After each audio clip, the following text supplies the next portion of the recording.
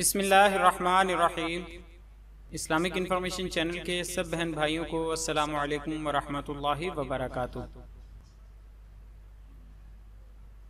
रसूलुल्लाह सल्लल्लाहु अलैहि वसल्लम की चारों खुलफा के लिए एक हदीस में दुआ। सुनन तिर्मिज़ी किताब फ़ज़ाइल व मनाक़िब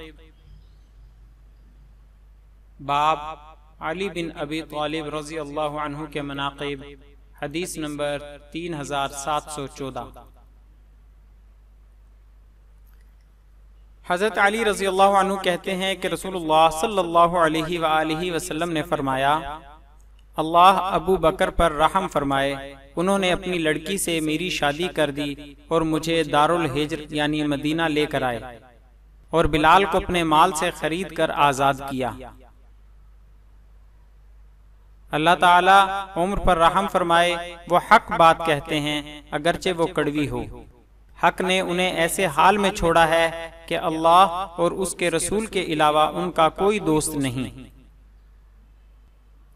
अल्लाह उस्मान पर रहम करे, उनसे फरिश्ते भी हया करते हैं। अल्लाह अली पर रहम फरमाए, ए अल्लाह हक को उनके साथ फेर जहां वो फिरें। मज़ीद इस्लामी मालूमात के लिए हमारे चैनल को सब्सक्राइब करें और हमारी वीडियोस को लाइक और शेयर ज़रूर करें। शुक्रिया, जज़ाकल्लाहु खैरा।